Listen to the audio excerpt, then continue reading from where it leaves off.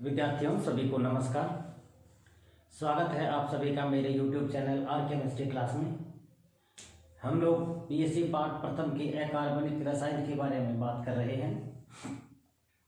In previous हमने बातें की थी मॉलिक्यूलर ऑर्बिटल थ्योरी की, और मॉलिक्यूलर ऑर्बिटल थ्योरी के अंदर हमने काफ़ी कुछ चीज़ें पढ़ी। मॉलिक्यूलर ऑर्बिटल MOT क्या होता है। उसके बाद हम लोगों ने इम्पोर्टेंट रूप से हमने ये पढ़ा था कि सिग्मा बॉन्ड SS ओवरलैपिंग किस प्रकार से, कितने एटॉमिक ऑर्बिटल से कितने मॉलिक्यूलर ऑर्बिटल बनते हैं, LCAO मेथड क्या है, होमो एनुलर सिस्टम जो था, होमो न्यूक्लिक जिसके अंदर दोनों परमाणु एक जैसे परमाणु है N2H2O2, उनका हम लोगों ने मॉलिक्यूलर ऑर्बिटल डायग्राम बनाया था। हमने बॉन्ड ऑर्डर निकाला था, हमने उसके हिसाब से स्टेबिलिटी का भी पता लगाया था, और बॉन्ड ऑर्डर के आधार पर भी हमने स्टेबिलिटी बताया था। और आज हम बात करेंगे उसी श्रेणी के अंदर हेट्रोन्यूक्लियर एटम की। तो आज का जो हमारा मॉलिक्यूलर ऑर्बिटल जो थ्योरी है उस चैप्टर का अगला टॉपिक है molecular orbital energy level diagram for hetero diatomic molecule. अब यहाँ पर वर्ड क्या है, हेट्रो डाईएटॉमिक। डाईएटॉमिक का मतलब दो परमाणु, और हेट्रो का मतलब है यहाँ पर अलग अलग। न्यूक्लियर का मतलब नाभिक, दो अलग अलग नाभिक। ऐसे अणु जिसके अंदर दो अलग अलग नाभिक है तो हेट्रोन्यूक्लियर कह सकते हैं। जैसे टू डिफरेंट एटम से मिलकर के बनता है। अब टू डिफरेंट एटम जैसे ये C और O है, CO है, इसका मतलब क्या हुआ, एक तरफ C है एक तरफ ऑक्सीजन, तो कार्बन के साथ ऑक्सीजन जुड़ा हुआ है, एक कार्बन है और एक ऑक्सीजन है, दोनों अलग अलग परमाणु हैं, तो यह हेट्रोन्यूक्लियर है। CO प्लस है, NO है, NO प्लस है, HF है, इस प्रकार के अलग अलग परमाणुओं से मिल करके ये हेट्रोन्यूक्लियर डाईएटॉमिक मॉलिक्यूल बनते हैं। अब इनमें होता क्या है कि जब कोई भी हेट्रो एटम होगा तो हम ये जानते हैं कि हेट्रो है तो उसके अंदर इलेक्ट्रोनेगेटिविटी डिफरेंस उनमें होगा। क्या होगा, इलेक्ट्रोनेगेटिविटी डिफरेंस होगा। कहीं भी दो होंगे तो हेट्रोन्यूक्लियर के अंदर इलेक्ट्रोनेगेटिव दोनों नेगेटिविटी दोनों के समान नहीं होगी, उनमें से एक की इलेक्ट्रोनेगेटिविटी ज्यादा होगी। जैसे CO है, CO में से किसकी इलेक्ट्रोनेगेटिविटी ज्यादा है, ऑक्सीजन की इलेक्ट्रोनेगेटिविटी ज्यादा है। तो ऑक्सीजन की इलेक्ट्रोनेगेटिविटी ज्यादा है, इसके कारण क्या होगा कि इसके जो भी कक्षक है ऑर्बिटल परमाणु कक्षक है, इनके जो परमाणु कक्षक है इनकी ऊर्जा क्या हो जाएगी, इनकी ऊर्जा कम हो जाएगी। इनकी ऊर्जा कम हो जाएगी तो C की ऊर्जा बढ़ जाएगी। इसलिए इसके अंदर हमने जो एग्जांपल लिया था वो हमारा एग्जांपल CO का ही है। सबसे पहले CO के अंदर कार्बन और ऑक्सीजन दोनों के बारे में हम डिस्कशन करते हैं। एक तरफ C है और एक तरफ ऑक्सीजन है। सबसे पहले इसके लिए हम लोग दोनों के इलेक्ट्रॉनिक कॉन्फ़िगरेशंस लिखते हैं, और इलेक्ट्रॉनिक कॉन्फ़िगरेशन से हमें पता चलता है कि कुल अणु में कितने इलेक्ट्रॉन हैं। तो सबसे पहले C का इलेक्ट्रॉन विन्यास 1s2 2s2 2p2 ये है, और उसके बाद है ऑक्सीजन का 1s2 2s2 2p4 है। ये इस प्रकार से है। तो CO में उनमें कार्बन और ऑक्सीजन परमाणु के परमाणु कक्षक समान ऊर्जा स्तर के नहीं होते, क्योंकि कार्बन और ऑक्सीजन इन दोनों के समान ऊर्जा के नहीं है, दोनों अलग अलग हेट्रो एटम है। और हम ये जानते हैं कि ऑक्सीजन परमाणु में अधिक नाभिकीय आवेश होने के कारण, ऑक्सीजन की विद्युत ऋणता ज्यादा है तो नाभिकीय आवेश ज्यादा होने के कारण संलग्नता कक्ष के इलेक्ट्रॉन नाभिक की ओर अधिक प्रतिकर्षित या आकर्षण बल के द्वारा खींचे रहते हैं ऑक्सीजन। फलस्वरूप ये कुछ कम ऊर्जा स्तर के हो जाते हैं, इसके कारण इनकी एनर्जी जो है वो कम हो जाती है। ऑक्सीजन मोर भी नेगेटिव है, तो मोर इलेक्ट्रोनेगेटिव होने के कारण इनके परमाणु कक्षक इसके न्यूक्लियस की तरफ अट्रैक्ट ज्यादा होते रहते हैं। मोर इलेक्ट्रोनेगेटिव का मतलब क्या होता है, आउटर मोस्ट इलेक्ट्रॉन पर नाभिक का ज्यादा अट्रैक्शन फोर्स, तो ज्यादा होगा अट्रैक्शन फोर्स तो होगा क्या, नाभिक उसमें ज्यादा वो है इफेक्टिव, अट्रैक्शन ज्यादा है। तो अट्रैक्शन ज्यादा होने के कारण क्या हो जाएगा कि इसके परमाणु कक्षक होते हैं वो नाभिक की तरफ आकर्षित रहते हैं। इसके कारण ये कुछ कम ऊर्जा स्तर के हो जाते हैं। और आणविक कक्षक आगे डायग्राम में भी हमने बताया, कार्बन की 1s परमाणु कक्षक ऑक्सीजन की 1s परमाणु कक्षक से, C के 2s कक्षक ऑक्सीजन के 2s कक्षक से तथा C के 2p कक्षक ऑक्सीजन के 2p कक्षक अध्यापन करके विभिन्न आणविक कक्षक बनाते हैं। तो सबके अंदर है कार्बन और ऑक्सीजन 1s 2s, इसमें भी 1s है 2s है 2s है 2p है 2p है, तो इन सभी के अंदर कॉम्बिनेशन होगा, अध्यापन होगा, ओवरलैपिंग होगा। इसी प्रकार से मॉलिक्यूलर ऑर्बिटल बनेंगे। तो CO अणु के आणविक कक्षक में, CO अणु के मोलिकुलर ऑर्बिटल में सिग्मा स्टार 2s की ऊर्जा, सिग्मा स्टार 2s की एनर्जी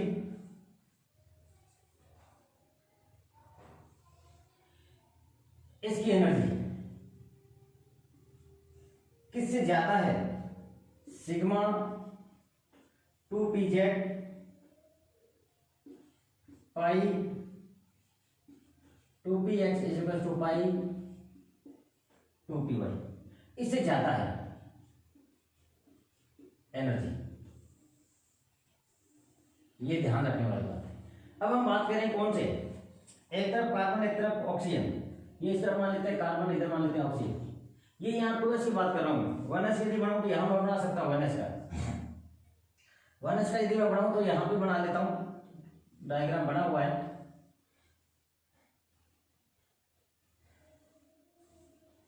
इस प्रकार से बन जाएगा।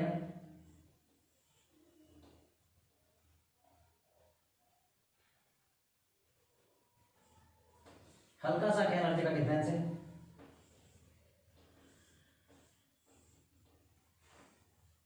ये कार्बन है, ये ऑक्सीजन है। तो ये 1s, ये 1s, ये 1s, ये 1s है, ये 2s है, ये 2s, ये 2p है, ये 2p है। तो इधर क्या है? इधर कार्बन है, ये मोलिकुलर ऑर्बिटल है और ये O है ऑक्सीजन। तो ये कार्बन है, ये ऑक्सीजन है और ये CO है।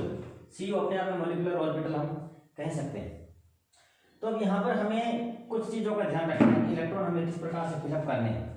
अब सबसे पहले हम भरते आए हैं, इसमें एक इलेक्ट्रॉन है, इसमें एक इलेक्ट्रॉन है, इसमें 2 इलेक्ट्रॉन हो गए, इसमें 2 हो गए, क्योंकि 1s2 दोनों को भरा हुआ है। 2s2 के साथ देखेंगे तो ये भी दोनों भरे हुए हैं, ये भरा हुआ है, ये भरा हुआ है, ये भरा हुआ है। अब टोटल यहाँ पर इलेक्ट्रॉन्स के बारे में बात करेंगे तो किस प्रकार से बात करेंगे। 1s2 2s2 कंप्लीट हो गया। अब 2p कार्बन में कितने हैं? 2p2 है, तो कार्बन किस तरफ है? इधर है, तो ये लीजिए 2p2। और ऑक्सीजन में कितने? 2p4 है, तो ये लीजिए 2p4, 1 2 3 और 4, 2p4 है। ऑक्सीजन में 2p4 है। अब यहां पर क्या होता है कि 2s की जो एनर्जी है, इसकी जो मैं बात कर रहा था यहाँ पे, ये वाला सिग्मा स्टार 2s, ये है सिग्मा स्टार 2s। मैं यहां लिख देता हूं, ये सिग्मा 1s, ये सिग्मा स्टार 1s, कोई दिक्कत नहीं है, लोएस्ट एनर्जी है, कंप्लीट लोएस्ट एनर्जी का है। इसके बाद ये है, इसके साथ ये नीचे आया नहीं इसलिए मैं इसको यहां बना लिया। ये यहाँ 2s है, सिग्मा 2s, तो ये यहां सिग्मा स्टार 2s है। यहां पर एनर्जी 2s की ज्यादा हो गई। किससे ज्यादा हो गई? ये यहां क्या है? सिग्मा 2pz, और ये क्या है? ये पाई ऑर्बिटल बनाएगा, तो पाई 2px है, तो 2px लिख दो, कोई दिक्कत नहीं है, 2px पाई 2py। तो ये कह सकते हैं इससे और इससे ज्यादा किसकी ऊर्जा है? इस सिग्मा स्टार 2s की, जो मैंने ये लिखा है। इसीलिए ये थोड़ा सा डेरिवेशन यहाँ आ गया। यहाँ 2s के जो कह सकते हैं हम एंटी बॉन्डिंग मोलिकुलर ऑर्बिटल है, वो p के बॉन्डिंग मोलिकुलर ऑर्बिटल से ज्यादा ऊर्जा के होते हैं। इसके लिए मैंने आपको बता भी दिया था कि कार्बन परमाणु की 1s परमाणु कक्षक O परमाणु की 1s परमाणु कक्षक से, कार्बन के 2s कक्षक ऑक्सीजन के 2s कक्षक से, तथा कार्बन के 2p ऑक्सीजन के 2p कक्षक से अतिव्यापन करके विभिन्न आणविक कक्षक बनाती है। और हमने क्या देखा? CO अणु में कार्बन परमाणु में ऑक्सीजन परमाणु के परमाणु कक्षक समान ऊर्जा स्तर के नहीं है। यहाँ ऑक्सीजन परमाणु में अधिक नाभिकीय आवेश होने के कारण, मोर इलेक्ट्रोनेगेटिव होने के कारण, संयोजकता कक्ष के इलेक्ट्रॉन नाभिक की ओर अधिक आकर्षण बल के द्वारा खींचे जाते हैं ऑक्सीजन। इसके कारण ये कुछ कम ऊर्जा स्तर के हो जाते हैं, ऑक्सीजन के कुछ कम ऊर्जा स्तर के हो जाते हैं। अब हमने क्या करेंगे? कंप्लीट इसका इलेक्ट्रॉनिक कॉन्फ़िगरेशंस लिखेंगे। टोटल कितने इलेक्ट्रॉन है? 2 4 6 8 10, 10 और 4 14 इलेक्ट्रॉन टोटल है। 14 इलेक्ट्रॉन है। तो 14 इलेक्ट्रॉनों को हम किस प्रकार से लिखेंगे? मैं ऊपर लिख देता हूँ। 14 इलेक्ट्रॉनों को हम कैसे लिखेंगे कि देखिए सीरीज हमारे पास वही है, सिग्मा 1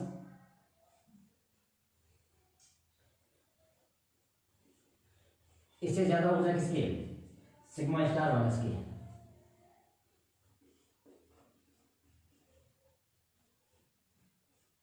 इससे ज्यादा किसकी ऊर्जा है? Sigma 1 sigma. अब क्या सिग्मा 2s,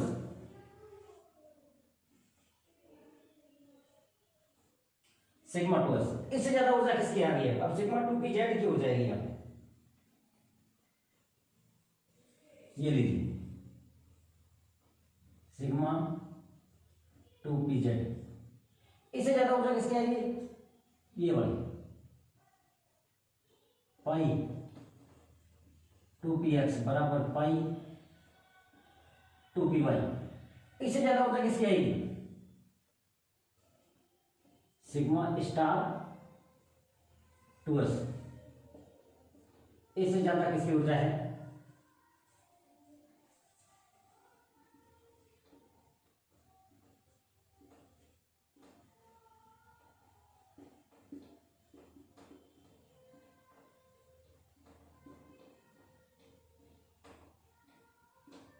इसकी पाई स्टार 2px बराबर पाई स्टार 2py, और इससे ज्यादा है सिग्मा स्टार 2pz।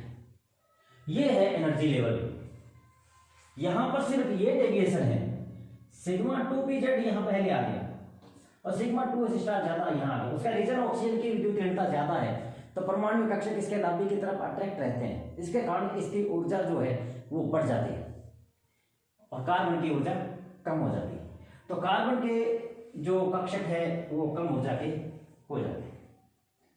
तब हम इसी प्रकार से इलेक्ट्रॉन फिलअप करेंगे।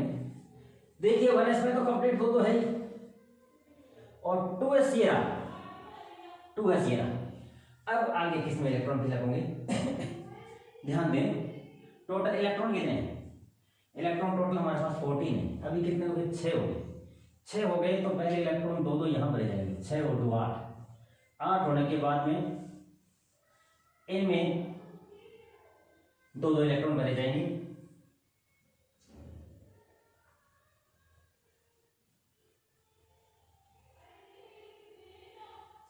इन सब में दो इलेक्ट्रॉन भरे जाएंगे।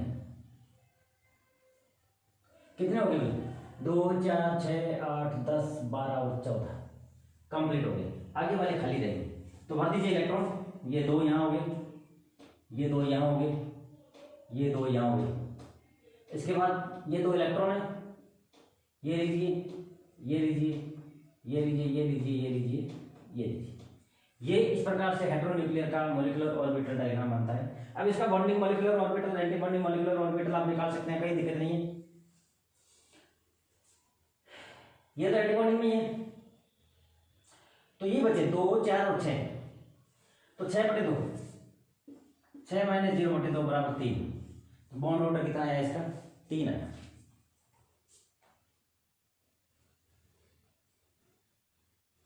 तो CO में बंद करो, 3 होने का ये सही गैस 3 है, तो 2 इसमें पाई बंद है, इसमें सिग्मा बंद है। अब CO प्लस की बात करें हम।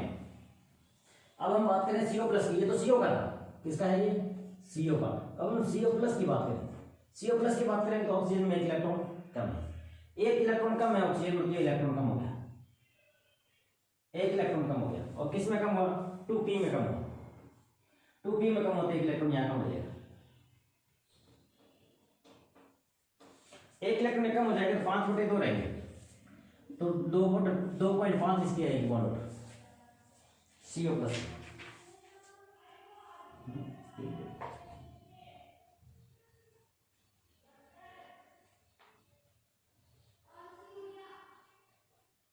हाँ, इलेक्ट्रॉन भरने का काम तो इसका है ना। ये तो पहले भरा जाएगा, सॉरी ये पहले भरा जाएगा, ये इलेक्ट्रॉन इसके बाद भरे जाएंगे। ये इलेक्ट्रॉन यहां से कम होगा। ध्यान रखें, पहले इलेक्ट्रॉन ये भरे जा रहे हैं, उसके बाद यहां भरे जा रहे हैं। तो पहले ये कंप्लीट हो जाएंगे, फिर एक बचेगा, वो यहां भरा जाएगा। तो एंटी बॉन्डिंग है ना, वो एक कम हो जाएगा। तो यहाँ पर कितने हमारे पास एंटी बॉन्डिंग है, ये एक ही बचा है, तो हम इसको शामिल कर लेते हैं, एक एक्स्ट्रा है, तो इसका टोटल आ जाएगा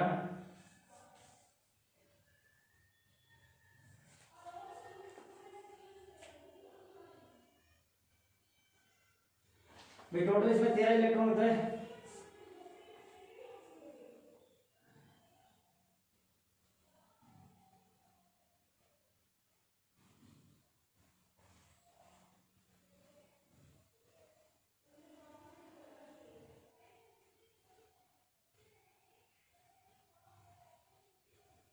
इसमें एक इलेक्ट्रॉन बचेगा, इसमें लास्ट में ये इसमें एक इलेक्ट्रॉन बचेगा। क्लियर बात है, ये वाला एक इलेक्ट्रॉन है। अब इसको जोड़ लो, जोड़ लो तो देखो 2 4 6 8 और 10 हो गए वो वाले। माइनस में कितने, 2 और 1 ये 3, -3/2 बराबर 3.5 आएगा, 2.5 नहीं आएगा, 3.5 आएगा, 3.5 आएगा CO प्लस का। तो इसी प्रकार NO और NO प्लस का भी आप लोग कैलकुलेट करते रहना।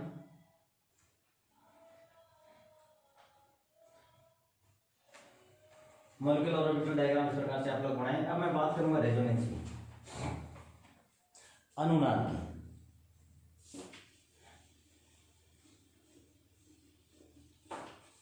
सभी लोगों को प्रैक्टिस करनी है NO प्लस के, HF के, किस प्रकार से MOT डायग्राम बनता है, प्रैक्टिस करें बार बार। बस ये ध्यान रखें जिसकी इलेक्ट्रोनेगेटिविटी ज्यादा है ना, उसका जो ABMO है वो हाईएस्ट एनर्जी का होगा, तो उसके इलेक्ट्रॉन्स उसके बाद फिल होंगे। तो बात करेंगे रेजोनेंस की।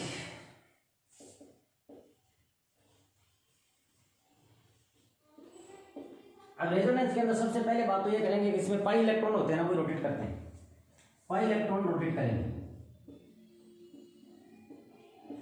और इस प्रकार से रेजोनेटिंग स्ट्रक्चर बनेगी।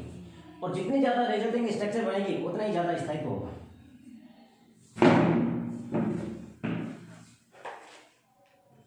कुछ यौगिकों द्वारा समस्त गुणों को एक संरचना के द्वारा संतुष्ट नहीं किया जा सकता। माना जाता है कि कई संरचनाएं होती है, प्रत्येक संरचना अणु के कुल गुणों की व्याख्या करती है, कोई अकेली संरचना समस्त गुणों की व्याख्या नहीं कर सकती। रियल रूप में देखें तो सभी संरचनाओं का योगदान होता है। ऐसे अनुनादी संकर रेजोनेंस स्ट्रक्चर, रेजोनेंस कहते हैं, हाइब्रिड कहते हैं। और ये विभिन्न संरचनाएं अनुनादी संरचनाएं या कैनोनिकल संरचनाएं कह देती है, और ये घटना को हाइब्रिड रेजोनेंस कहते हैं। अब जैसे एक एग्जांपल है हमारे पास O3 का, हम इसको O3 के सारे समझते हैं। O3 एक ओजोन है, ओजोन गैस है, ओजोन मंडल के अंदर। तो ऑक्सीजन किस प्रकार से ऑक्सीजन जुड़ा है एक दूसरे से, और ये एक इस प्रकार से जुड़ा हुआ है। ये जुड़ने का तरीका है ऑक्सीजन का। ये O3 का एक मॉलिक्यूल है। अब इसमें क्या होता है, ये इलेक्ट्रॉन इधर चला जाए बॉन्ड, तो ये लीजिए इधर रह गया, ये रह गया। तो हम बेसिकली क्या कह सकते हैं, बेसिकली हम कह सकते हैं ये वाली स्ट्रक्चर है, ये हाइब्रिड है। ये फर्स्ट स्ट्रक्चर है और ये सेकंड स्ट्रक्चर है। इन स्ट्रक्चर को हम क्या कहते हैं, कैनोनिकल संरचनाएं कहते हैं, या हम इसको रेजोनेटिंग स्ट्रक्चर कहते हैं। और ये एक हाइब्रिड है। हम इस एक के द्वारा इस ओजोन के गुणों को नहीं समझा सकते, इस एक के द्वारा नहीं समझ सकते, इन दोनों के द्वारा समझाया जा सकता है, और इन दोनों का जो संकरण वो हो सकता है। तो इस प्रकार की जो परिघटना है उसको हम लोग अनुनाद कहते हैं।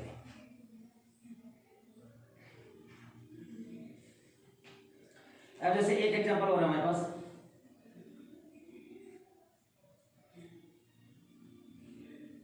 CO3 - 2 का, कार्बोनेट का। कार्बन के साथ 3 ऑक्सीजन जुड़े हुए हैं और 2 ऑक्सीजन के ऊपर माइनस है, ये लीजिए।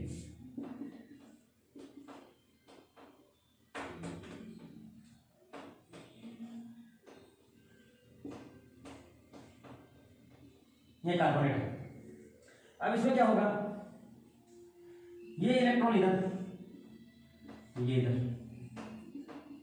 तो क्या हो जाएगा, यहां पर माइनस आ जाएगा और यहां पे डबल बॉन्ड आ जाएगा। अब क्या होगा,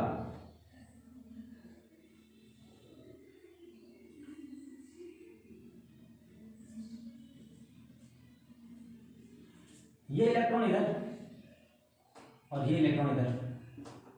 इसमें क्या होता है, इलेक्ट्रॉन की हमेशा डिलोकेलाइजेशन एक ही डायरेक्शन में होता है, अपोजिट डायरेक्शन कभी नहीं करनी है।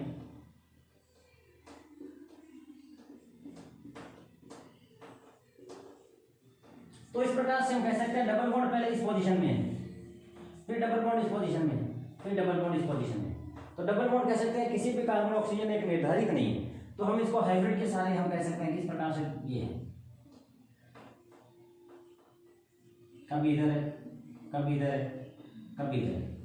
इसी प्रकार से नेगेटिव चार्ज भी कभी इधर है, कभी इधर है, कभी इधर है। ये एक कार्बोनेट की हाइब्रिड रेजोनेटिंग स्ट्रक्चर है। तो इसका बंध क्रम निकालेंगे तो बंध क्रम इसमें कितना होता है, अणु में कुल बंधों की संख्या बटा अनुनादी संरचनाओं की संख्या, नंबर ऑफ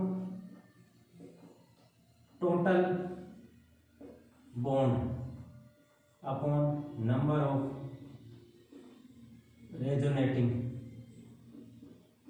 स्ट्रक्चर, ये होता है बॉन्ड ऑर्डर। तो नंबर ऑफ कितने इसके अनुनादी संरचना कितनी, अनुनादी नंबर ऑफ टोटल बॉन्ड कितने हैं, टोटल बॉन्ड इसमें 3 है, टोटल बॉन्ड 3 नहीं है, 1 2 3 4 है, 4, अनुनादी संरचना 3 है, 3 1.33 इसका बॉन्ड ऑर्डर है। ध्यान रखें बॉन्ड ऑर्डर इससे भी निकल सकता है, कैसे निकलेगा, नंबर ऑफ टोटल बॉन्ड कितने हैं बंद इसमें बटे कितनी इसमें रेजोनेटिंग स्ट्रक्चर। अब जैसे ये था, इसमें कितने बंद है, 1 2 3 रेजोनेटिंग स्ट्रक्चर बटा 2 कितना 1.5, ये इसका बॉन्ड ऑर्डर।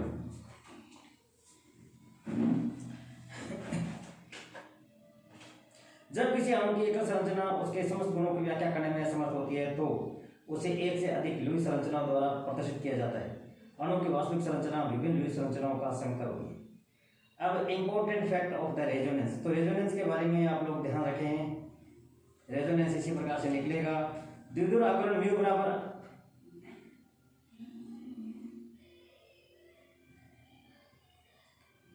बराबर ए इंटू डी होता है। ई होता है किसी भी परमाणु पर आवेश और डी होता है उन दोनों के मध्य की दूरी, और म्यू है उसका द्विध्रुव आघूर्ण। तो ये आपका कंप्लीट चैप्टर हो गया। अब द्विध्रुव आघूर्ण का कभी कभार प्रश्न आ जाता है, ध्यान रखिएगा। द्विध्रुव आघूर्ण के अंदर एक बात आप हमेशा ध्यान रखिए, जो ट्रांस होता है और एक सिस होता है, तो सिस का द्विध्रुव आघूर्ण हमेशा कम होगा, ट्रांस का द्विध्रुव आघूर्ण हमेशा ज्यादा।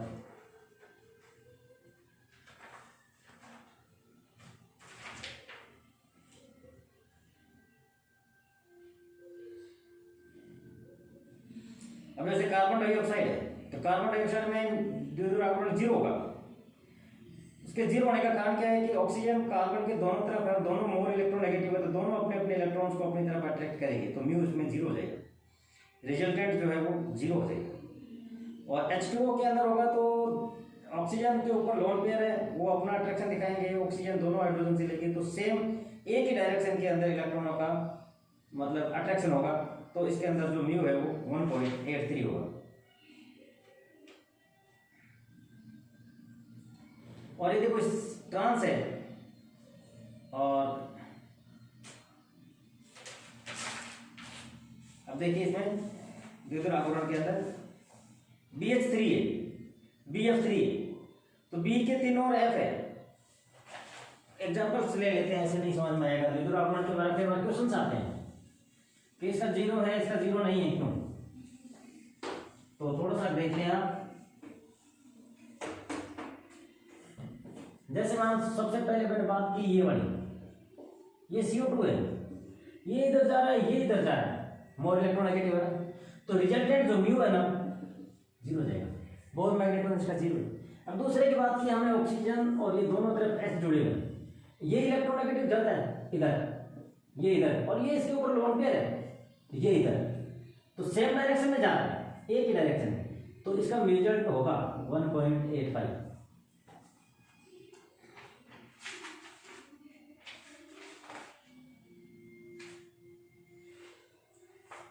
83। और ये डी है, डी यहाँ पर डी वाई इसकी यूनिट होती है। अब मैं बात करूँ BF3, ये एफ है, ये एफ है, ये एफ है, ये लीजिए, ये लीजिए और ये लीजिए, इधर जा रहा है, खींच रहा है, इधर खींच रहा है, इधर खींच रहा है, तो रिजल्टेंट कितना हो जाएगा 0, क्योंकि एक डायरेक्शन में नहीं, अलग अलग डायरेक्शन में, तो परिणाम जो दे दो रहा है वो 0।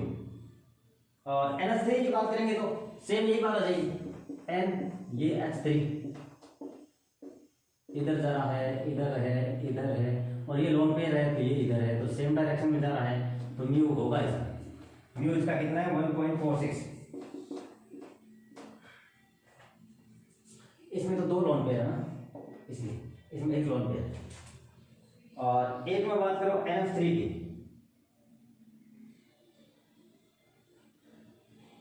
NF3 ये थोड़ा सा इसकी तुलना में देखने वाला है,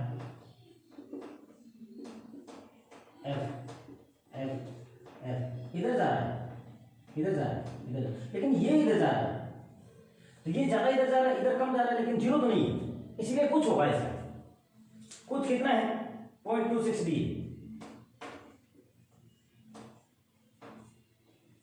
क्योंकि इधर तो इतना जा रहा है, इधर इतना जा रहा है, ये मान लें, तो 0.26 डी होगा। अट्रैक्शन है।